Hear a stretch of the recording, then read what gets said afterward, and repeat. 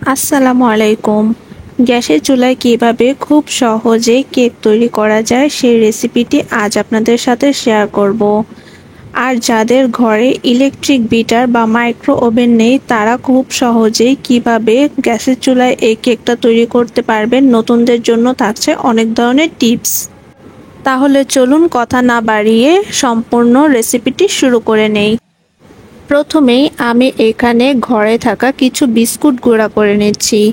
কেকের মধ্যে এরকম করে বিস্কুট গুঁড়া করে দিলে কেকে একটা এক্সট্রা ফ্লেভার আসে, যেটা আমার কাছে খুবই ভালো লাগে। তাই আপনারা চাইলে এই বিস্কুটটা গুঁড়া করে অ্যাড করতে পারেন, আবার আপনাদের কাছে ভালো না লাগলে এটি স্কিপও করতে পারেন। তারপর আমি এখন সমস্ত শুকনো উপকরণগুলো চেলে নেব। এর জন্য আমি এমন একটি মেজারমেন্ট কাপ দিয়ে সব উপকরণ দেখাবো কিভাবে কি দিলাম। প্রথমে আমি এখানে 1 কাপের একটু কম ময়দা অ্যাড করে দিয়েছি। তারপর 1.25 চামচ বেকিং পাউডার দিয়ে দিলাম, সামান্য পরিমাণ লবণও দিয়ে দিলাম। এরপর আমি প্যাকেটে এরকম 10 টাকা দামের ডানো দুধ পাওয়া যায়, সেগুলো 1 প্যাকেট অ্যাড করে দিব। তারপর আমি যে প্রথমে বিস্কুটের গুঁড়োগুলো করে নিয়েছি সেগুলো এখানে দিয়ে দিব। আপনারা যদি বিস্কুটের গুঁড়োটা পছন্দ না করেন তাহলে এটি স্কিপ করতে পারেন। এরপর সমস্ত শুকনো উপকরণগুলো আমি একটি চালনি দিয়ে ভালোভাবে চেলে নেব। এতে করে এক্সট্রা যে ময়লাটা থাকে বা ময়দার যেই চাকা চাকা দানাগুলো থাকে সেগুলো চলে যাবে, আর কেকটাও অনেক ভালোভাবে স্মুথ হবে। এরপর আমি আজকে 3টা ডিম দিয়ে এই কেকটা তৈরি করব।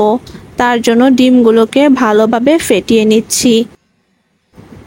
এরপর আমি এমন একটি হ্যান্ড উইক্স দিয়ে ডিমগুলোকে ভালোভাবে ফেটে ফোম করে নিব।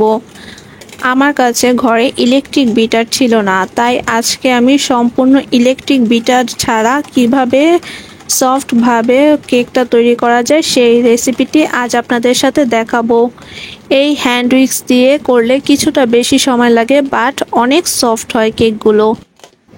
এই তো আমি প্রায় 15 মিনিট ধরে এই ফর্মটা করে নিয়েছি, দেখতে পাচ্ছেন কতটা ফোমি হয়েছে। এরপর আমি এখানে 1.25 কাপ পরিমাণ চিনি অ্যাড করে দিলাম।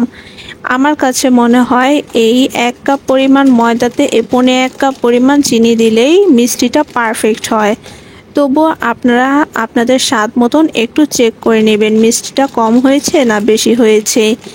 আমি চিনিটা একবারে সবটা দিচ্ছি না, একটু একটু করে দিচ্ছি আর নেড়ে নিচ্ছি ভালোভাবে। তারপর আমি এখানে 1.25 কাপ পরিমাণ তেল অ্যাড করে দিলাম। তেলটা আমি আস্তে আস্তে দেব আর ভালোভাবে ডিমটাকে ফেটিয়ে নেব, এর সাথে ভালোভাবে মিশিয়ে নিতে হবে। একবারেই তেলটা দিলে ডিমের এই ফোমি ভাবটা নষ্ট হয়ে যাবে, তাই অল্প অল্প করে দিব আর ভালোভাবে ফেটে নিব। দেখতেই পারছেন আমি কিভাবে 1 কাপ পরিমাণ ময়দাতে 1.25 কাপ পরিমাণ চিনি আর তেল অ্যাড করেছি। একই কাপ দিয়ে আমি সবকিছু উপকরণ ভালোভাবে মেপে নিয়েছি। তারপর প্রথমে যে শুকনো উপকরণগুলো চেলে নিয়েছিলাম সেগুলো দিয়ে দিব। একবারে পুরোটা দেওয়া যাবে না, আস্তে আস্তে করে স্মুথভাবে এগুলো মিশিয়ে নিতে হবে। তাহলে কেকটাও অনেক ভালোভাবে স্মুথ থাকবে, ফোমি ভাবটা নষ্ট হবে না। আমি আস্তে আস্তে সবগুলো একটু পরপরই দিয়ে দিচ্ছি আর ভালোভাবে নেড়ে নিচ্ছি। আমার কেকের ব্যাটারটা প্রায় ভালোভাবে মিশানো হয়ে গিয়েছে, দেখতেই পাচ্ছেন এর ঘনত্বটা কেমন হবে। আপনারা ঘনত্বটা ঠিক এরকম রাখার চেষ্টা করবেন, বেশি পাতলাও না বেশি ঘনও না। এরপর আমি একটি কেকের বাটির মধ্যে সামান্য পরিমাণ তেল ভালোভাবে চারপাশ দিয়ে মেখে নিচ্ছি, এতে করে কেকটা তোলার সময় খুব ইজিলি চলে আসবে। তারপর একটি কাগজ সেই শেপ অনুযায়ী কেটে এখানে ভালোভাবে নিচে বিছিয়ে নিচ্ছি, এতে করে নিচ থেকে পোড়া লাগার সম্ভাবনা থাকবে না। এরপর আমি সেই কেকের ব্যাটারটা এখানে আস্তে আস্তে করে দিয়ে দিলাম।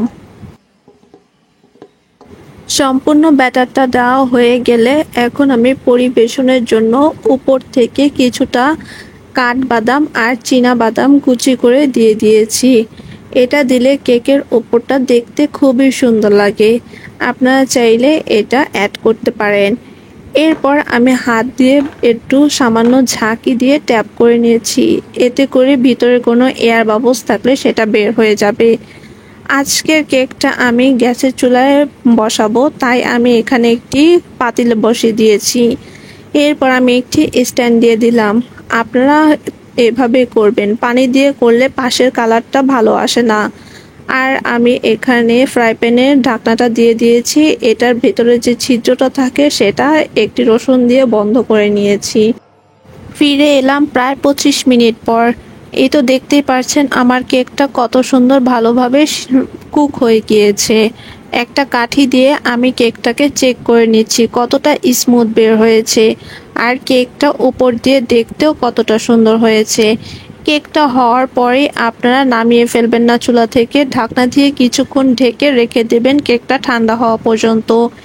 এতে করে কেকটা যে পরিমাণ ফুলেছে তা চুপসে যাবে না। তারপর ঠান্ডা হওয়ার পর আমি এখন কেকটা নামিয়ে নিলাম, আর সাইড দিয়ে একটি ছুরি দিয়ে এভাবে কেটে নিচ্ছি। দেখতে পাচ্ছেন কত সুন্দর সাইড দিয়ে কাটার পর কেকটা সহজে বের হয়ে যাচ্ছে। এরপর আমি সেই নিচের কাগজটা তুলে নিচ্ছি। চারপাশের কালারগুলো মাশাআল্লাহ অনেক সুন্দর হয়েছে। কেকটা দেখেই বোঝা যাচ্ছে কতটা পরিমাণ সফট হয়েছে।